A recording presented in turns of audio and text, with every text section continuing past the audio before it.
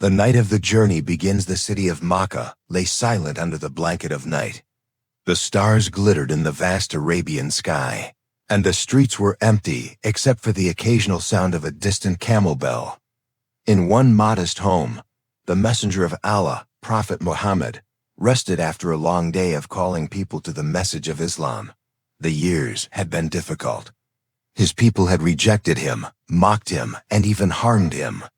He had recently endured the year of sorrow, losing both his beloved wife Khadijah and his protective uncle Abu Talib. His heart carried the weight of grief, but his trust in Allah remained unshaken. This was a night unlike any other, for it was the night when the Lord of the worlds would honor his prophet with a journey beyond the limits of time and space. As the prophet rested near the Kaaba, the angel Jibril appeared before him, majestic and radiant, carrying with him a creature unlike any the world had seen. It was the Burak, a white animal larger than a donkey but smaller than a mule, its stride reaching as far as the eye could see. The prophet was gently invited to mount it, and the journey of Isra began. With each step, the Burak moved across distances that would take days for a man to cross, yet it felt effortless. They traveled from Makkah to Jerusalem in moments, the air cool and calm as the prophet passed through lands he had never seen before. Yet recognized through divine knowledge, the prophet arrived at Masjid al-Aqsa, where all the previous prophets had gathered by the command of Allah. It was a gathering beyond the limits of human understanding. Adam, Nuh, Ibrahim, Musa, Isa, and many others stood in rows, their faces filled with light. The Prophet Muhammad was honored to lead them in prayer, symbolizing that he was the seal of the prophets and the leader of all messengers. After the prayer, Gabriel brought forth 2 vessels, one containing milk and the other wine. The Prophet chose the milk, and Gabriel said, "You have chosen the natural state, and you and your followers will be upon the truth." This choice symbolized purity, guidance, and the fitrah, the natural way that Allah has placed in every human being. From Masjid al-Aqsa, the journey transformed into something no human had ever experienced. The Prophet and Gabriel began the ascension, the Miraj. They rose into the heavens, passing through layers of existence that defied earthly imagination. At each gate of the heavens, Gabriel called for permission to enter, and the angels welcomed the prophet with joy. In the first heaven, he met Prophet Adam, who greeted him as a noble son and prophet. Adam looked to his right and smiled, seeing the souls of his righteous descendants, and looked to his left and wept, seeing the souls of those who would be misguided. In the second heaven, he met Isa ibn Maryam and Yahya ibn Zachariah, both of whom greeted him with peace and blessings. In the third, he met Yusuf, whose beauty was unmatched, shining like the moon. In the fourth, he met Idris, who had been honored and elevated by Allah. In the fifth heaven, he met Harun, the brother of Musa, known for his gentle nature and leadership. In the sixth heaven, he met Musa himself, who wept upon seeing Muhammad, saying that this final prophet would have followers who would enter paradise in greater numbers than his own people. Finally, in the seventh heaven, he met Ibrahim, leaning against al-Bayt al-Mor, the heavenly house of Allah where 70,000 angels enter daily, never to return beyond the seventh heaven. The journey reached a place where even Gabriel could not go. The prophet continued alone to the Sidrat al-Muntaha, the lote tree of the utmost boundary where divine secrets are kept. Here, Allah honored his prophet with a direct communication beyond the limits of time and creation. Among the commands given was the obligation of Salah, the daily prayers, originally set at 50. On his way back, Musa advised him to request a reduction, knowing the difficulty of human weakness. The prophet returned to Allah multiple times until the number was reduced to 5, yet each carrying the reward of 50. This was a gift of mercy, for the entire Ummah journey was unlike anything experienced before. In a single night, the prophet had traveled from Makkah to Jerusalem, ascended through the heavens, met the greatest of prophets, witnessed the unseen, and spoken directly with his Lord.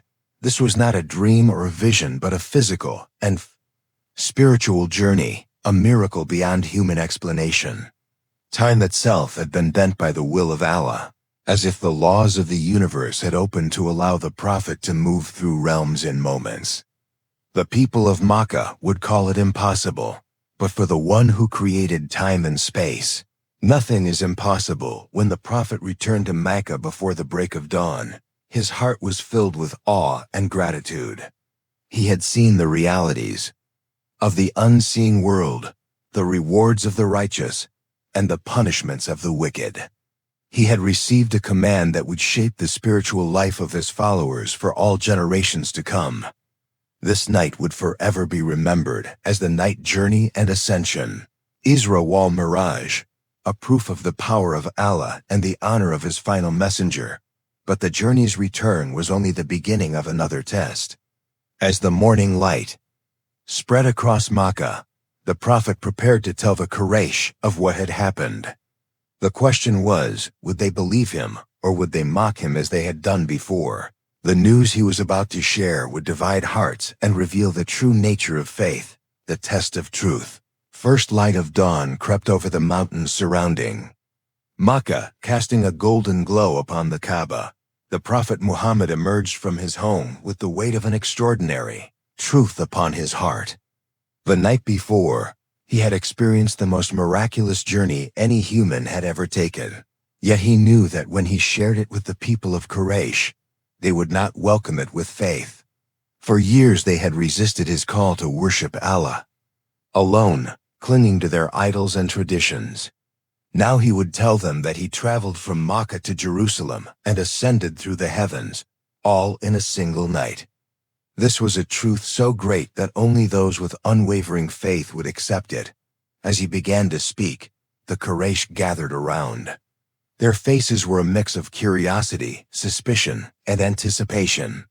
The prophet told them of the journey to Masjid, al-Aqsa, the meeting with the prophets, the ascension through the heavens, the Sidrat al-Muntaha, and the divine command for prayer.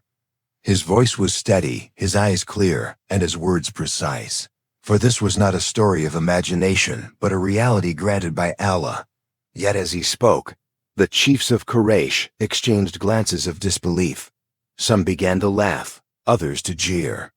They could not understand how a man could travel such a vast distance and return in the same night. Among them was a man who thought he could prove Muhammad wrong. He had traveled to Jerusalem many times for trade and knew its details well. He asked the prophet to describe the Masjid al-Aqsa in detail. The prophet, who had never seen it before that night, began to describe its architecture, its gates, and its surroundings with perfect accuracy. Still, some mocked him, saying it was impossible. Then the prophet mentioned that on his journey, he had passed a caravan belonging to Quraysh, describing its location, the animals, and even the goods they carried. He told them the caravan would soon arrive in Makkah. Days later, the caravan entered the city exactly as he had described. And yet the hearts of the stubborn did not soften. News of the claim spread quickly, and soon Abu Bakr, the close companion of the prophet, was told of it. The Quraysh hoped that Abu Bakr would reject Muhammad's words, for if even his closest friend doubted him, their mockery would be complete. But when they told Abu Bakr, his response was firm and without hesitation. If Muhammad said it, then it was the truth. This instant belief earned him the title as Siddiq, the one who affirms the truth. His loyalty and certainty became a shield for the prophet against the wave of ridicule. While the Quraysh debated and argued, the believers among the Muslims found their faith strengthened. They saw the journey not as something impossible, but as proof that Allah's power knows no limits. They understood that the creator of time and space could bend them at his will. The journey of Isra and Miraj was not bound by the limitations of human travel. It was beyond the scope of earthly science and logic. To them, this was not just a miracle of movement, but but a glimpse into realities far greater than the physical. Worldly prophet also shared with them what he had seen during the Miraj. He spoke of paradise, filled with gardens, rivers, and unimaginable beauty prepared for the righteous. He described hellfire, a place of punishment for those who rejected Allah and committed injustice. He told them of people receiving rewards for acts they thought small, and others facing punishment for sins they thought hidden. These visions were a warning and a mercy, a reminder of the path every soul must choose. Some scholars later reflected on the nature of the journey, noting that the prophet had traveled in both body and soul through realms where time did not flow as it does on earth. To human understanding, traveling such distances in moments would seem like bending the fabric of time. The Quran describes that a day with Allah is like 1,000 years of what humans count, and in another verse, 50,000 years. This is not the same as the time travel imagined in human stories. Rather, it is the reality of divine command over time itself. The prophet was taken beyond the limits of earthly dimensions, shown the truth of the unseen, and returned before the morning. As the days passed, the Quraysh continued to mock the story, using it to turn the weak-minded away from Islam. But for the believers, the event became a cornerstone of faith. It was a sign that their messenger was chosen above all others, trusted to witness what no other human had seen. It also established the daily prayers as the central act of worship, a gift brought from beyond the heavens. The 5 daily prayers were now a direct link between the servant and the Creator, a connection established during the most honored night in human history. The prophet continued to deliver the message with patience. He knew that truth often meets resistance before it is accepted. His journey on that miraculous night had not only strengthened his own resolve, but had also planted seeds of faith that would grow across the world. The Isra and Miraj was more than a journey in space and time. It was a sign that the mission of Muhammad was guided and protected by Allah himself. This event also revealed the nature of true faith. Those who believed did so without needing proof. They could see with their eyes. They trusted in the word of the prophet, knowing that he never spoke from his own desire, but only conveyed what was revealed to him. For those who rejected, no sign would ever be enough, for their hearts were locked in arrogance. In this, the night journey became a test, dividing the sincere from the stubborn in the years to come. The story of Isra and Miraj would be told and retold, inspiring believers in every generation. It would remind them that Allah is not bound by the laws of the world He created, that His power can carry a servant to the farthest reaches of existence in the blink of an eye, and that the path to Him is one of faith, prayer, and submission. The journey was over, but its lessons would last until the end of time, the realms beyond time. Memory of that sacred night remained vivid in the heart of the Prophet Muhammad. It was not a fading dream, but a living reality imprinted on his soul. The journey had shown him worlds and truths that no human eye had ever seen. Each meeting with the prophets in the heavens carried deep meaning, lessons for the Ummah, and signs of Allah's wisdom. Every stage of the ascension was not just a passage through space, but a crossing of boundaries that separated the seen from the unseen, the known from the unknown. When the prophet met Adam in the first heaven, it was a reminder that all of humanity came from a single father. Adam's joy upon seeing the righteous and his sorrow when seeing the misguided showed the deep connection between a prophet and his people. Meeting Isa and Yahya in the second heaven brought a message of steadfastness and faith, and the courage to speak truth in the face of oppression. The encounter with Yusuf in the third heaven reflected the beauty of patience and the reward of trust in Allah. Idris in the fourth heaven was a sign of honor for those who dedicate themselves to the divine path. Harun in the fifth heaven represented gentleness and unity in guiding people, while Musa in the sixth heaven carried the weight of leadership and the pain of rejection by those he sought to save. Ibrahim in the seventh heaven was the embodiment of surrender to Allah, a leader to all nations. Leaning against al-Bayt al-Mamur, where angels worship day and night without ceasing, the Prophet was shown paradise, a realm of peace beyond imagination, where rivers of milk, honey, and water flowed pure and unending, where trees bore fruit without season, and where there was no pain, fear, or grief. He saw the dwellings of the righteous, palaces of light prepared for those who believe and do good. He also saw hellfire, a place of justice where the arrogant, the cruel, and the disbelievers faced the consequences of their actions. There were people punished for lying, for breaking trusts, for neglecting prayer, and for consuming what was forbidden. These visions were not meant to entertain, but to warn and guide, for they revealed the reality that follows life in this world. In Azvum, the presence of Sidrat al-Muntaha, the Prophet reached a point where the veil between creation and the Creator grew thin. This was the utmost boundary beyond which none could pass except by Allah's permission. Even Gabriel, who had accompanied him throughout the journey, stopped here, for his role ended at this threshold. The Prophet was taken forward alone, honored with a nearness to Allah unlike any other human. Here, he was given the gift of Salah, a direct connection between servant and Lord, a meeting 5 times a day that mirrors the closeness he experienced in that sacred moment.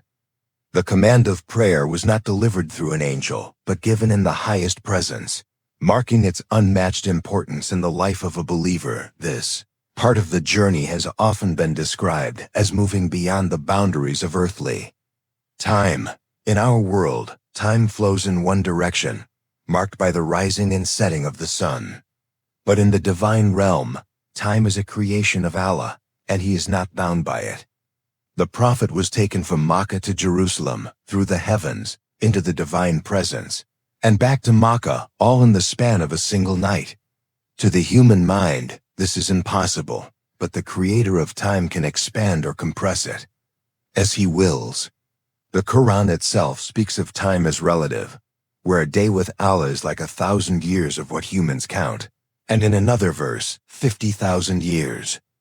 This means that in the divine order, what seems like moments to us may encompass vast stretches of existence, and what feels like ages to us may be but a blink in the sight of Allah. Scholars have explained that the journey of Isra and Miraj is not a matter of imagination or dream, but a real event that took place in both body and soul.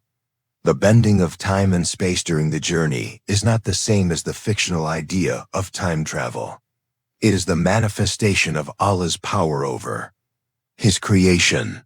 He who commands the universe can carry his servant through its farthest reaches without effort. The barriers between past, present, and future dissolve in his will, for he is the knower of all things. For the Prophet, this journey was also a preparation. He was soon to face greater trials, migration to Medina, battles, and the building of a new community. The strength of faith, the certainty of the unseen, and the honor he received on that night would carry him through the challenges ahead.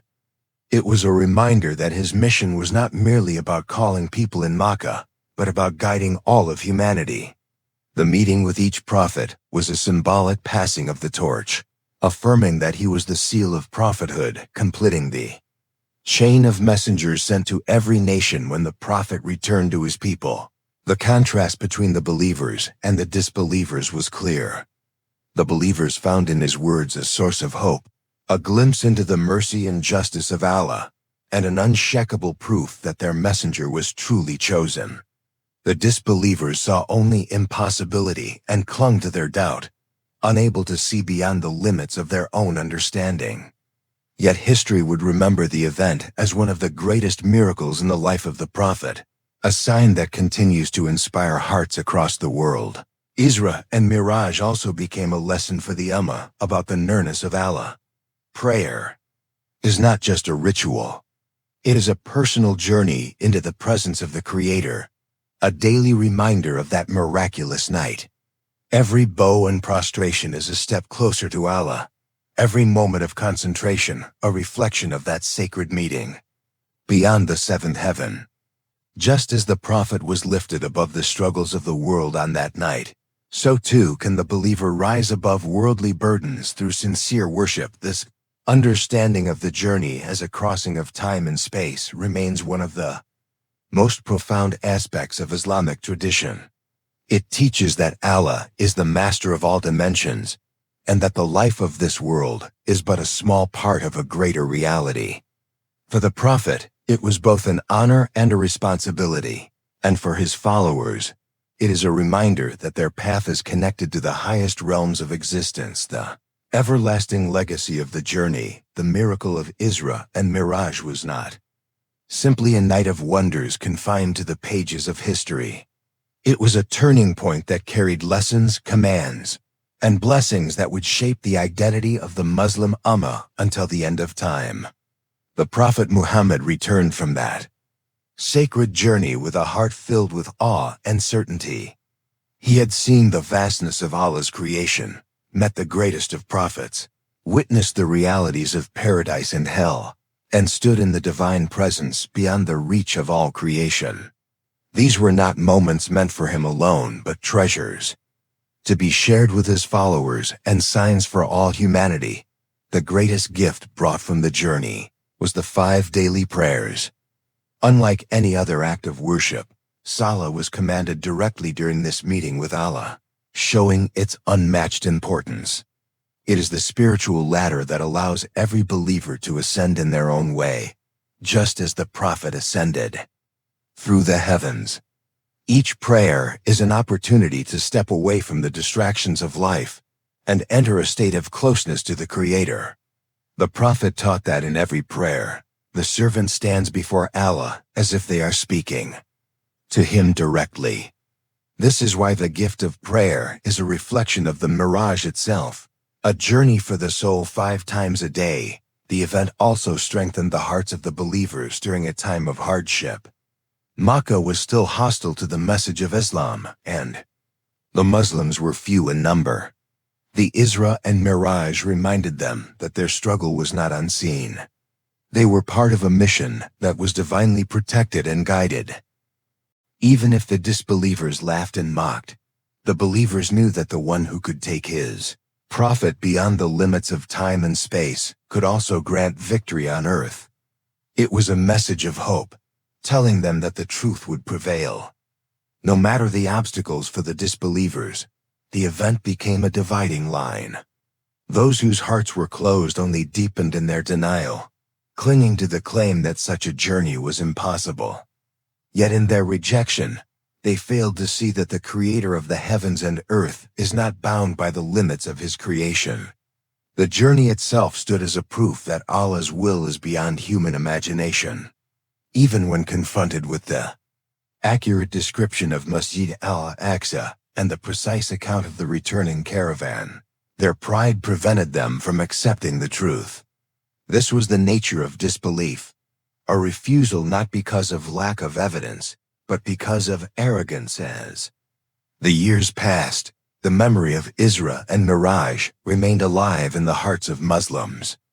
It became a story told to children, recited in gatherings, and reflected upon in moments of prayer.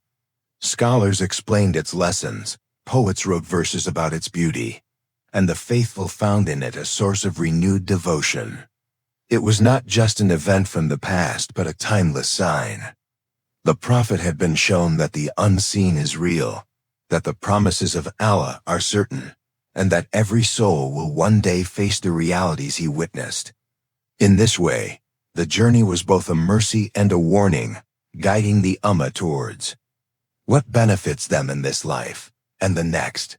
Connection between the journey and the concept of time remains one of its most profound aspects. On that night, the Prophet traveled distances that would take months in a blink of an eye. He crossed realms where time flows differently, and he returned before the morning. This was not a matter of human science but divine command. It reminded the believers that time itself is a creation, and the Creator can shape it as he wills. The Qur'an affirms this when it says that Allah can bring about a matter by simply saying be and it is. For the one who holds past, present, and future in his knowledge, transporting his prophet through the furthest reaches of creation in moments is effortless. The journey also established the unity of the prophets and their messages. In Masjid al-Aqsa, when the Prophet Muhammad led all the previous prophets in prayer, it was a sign that their missions were one and the same. They all called to worship Allah alone, to live righteously, and to prepare for the meeting with their Lord. This moment was a symbolic passing of leadership, confirming that the final message had come, and that the chain of prophethood had reached its completion. For the believer today, Isra and Miraj is not just a story to remember, but a path to follow. It teaches that faith requires trust in the unseen, that patience in trials is rewarded with honor, and that prayer is the key to nearness with Allah. It shows that this world is temporary, and that beyond it lies a greater reality more beautiful and more lasting than anything the eyes can see. It reminds us that Allah's power is limitless, and that His mercy extends beyond the horizons of time and space. The Prophet carried the lessons of that night for the rest of his life. In the years that followed, he would face battles, treaties, betrayals, and victories. Yet through it all, the certainty he gained from Isra and Miraj remained unshaken. He had seen what awaits the faithful and what awaits those who turn away. He had been entrusted with a gift for his ummah that would keep their hearts connected to their Lord, no matter where they were or what they faced. The journey had lifted him above the weight of grief and hardship, reminding him that his mission was guided from the highest realm, and so the story of Isra and Miraj stands as one of the greatest signs given to humanity. It is a reminder that Allah is the master of all creation, that His messenger is the seal of the prophets, and that the path to Him is open to all who believe, obey, and strive in His cause. Every time a believer bows in prayer, they walk in the footsteps of the Prophet on that miraculous night, rising above the confines of this world and drawing closer to the one who called His beloved servant to a meeting beyond the stars, the end.